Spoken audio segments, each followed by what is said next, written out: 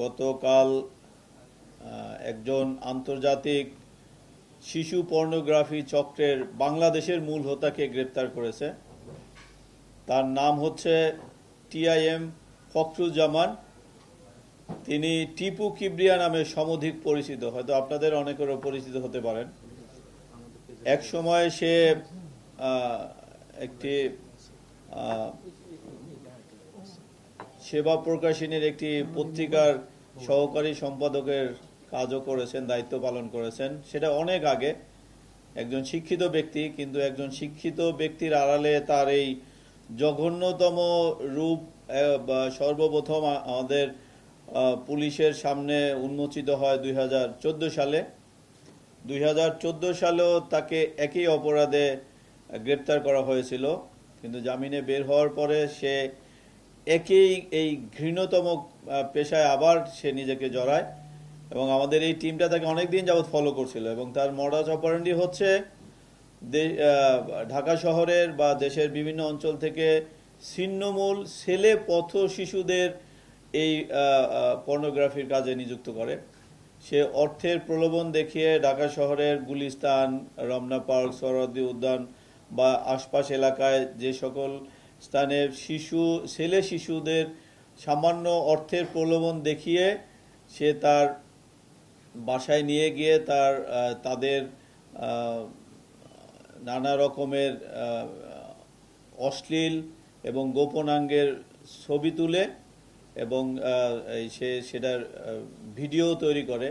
শুধু তার বাসায় না, তাদের আন্তর্জাতিক ক্লায়েন্ট আছে, বিশ্বের বিভিন্ন দেশে তার যে ক্লায়েন্ট আছে তাদের চাহিদা মাফিক সে বিভিন্ন বন জঙ্গলে গিয়েও সে এরকম ছেলেদের নিয়ে গিয়ে, মাইনর ছেলেদের নিয়ে গিয়ে সেখানে সে ঝোপের মধ্যে ছবি তুলে, ঝোপের মধ্যে সে ভিডিও করে। সে ভিডিও তার বাসায় নিজস্ব একটা ভিডিও প্যানেল আছে, এডিটিং প্যানেল আছে, সেখানে সে এডিট করে সে আন্তর্জাতিক বিভিন্ন যে পর্নোগ্রাফির ওয়েবসাইট আছে সেই ওয়েবসাইটে আপলোড করত।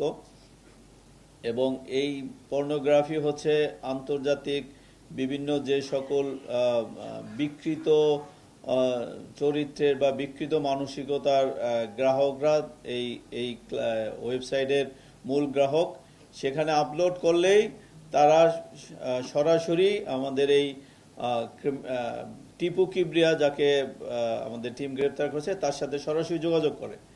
এবং এই যোগাযোগ করার পরে তাদেরকে সে আগে সে মেইলের মাধ্যমে তার এই কন্টেন্টগুলো প্রেরণ করত।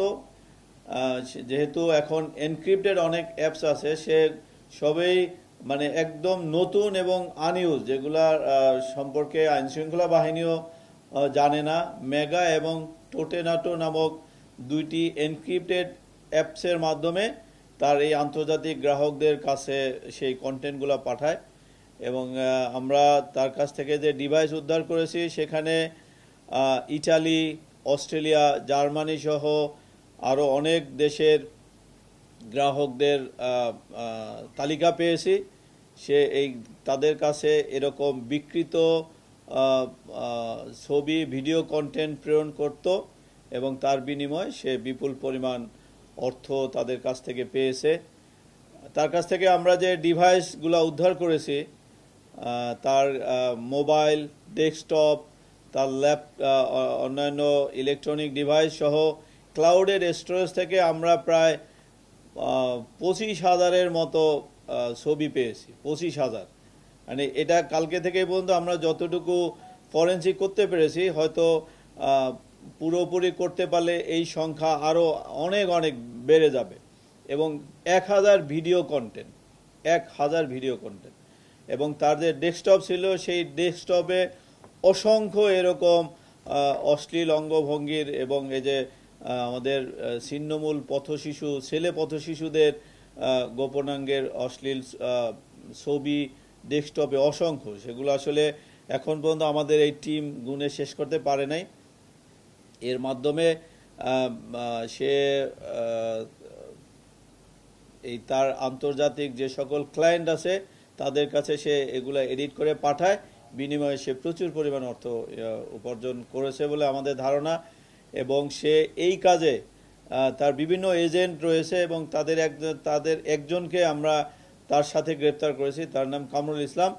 এবং তার এরকম আরও অনেক এজেন্ট আছে যারা এরকম ঢাকা শহরে বা দেশের বিভিন্ন প্রান্ত থেকে এরকম ছেলে ছিন্নমূল পথ শিশুদের সামান্য অর্থের লোভ দেখিয়ে তার কাছে নিয়ে আসে। এবং সে নিজে যেহেতু একজন আলোকচিত্র শিল্পী, সে এই এডিটিংটা ওই গ্রাহকদের চাহিদা মোতাবেক প্রস্তুত করে তাদেরকে পাঠাতো। এবং আমাদের তার আরও অনেক সহযোগীদের নাম আমরা পেয়েছি। এবং কালকে তার সেই আস্তানা থেকে আমরা একজন ভিকটিমকে উদ্ধার করেছি। সেই ভিকটিমের বয়স 12 বছর। তাকে আমরা তার পরিবারের জিম্মায় অলরেডি দিয়ে দিয়েছি। এরকম বেশ কিছু ভিকটিমকে আমরা ইতিমধ্যেই শনাক্ত করতে সক্ষম হয়েছি।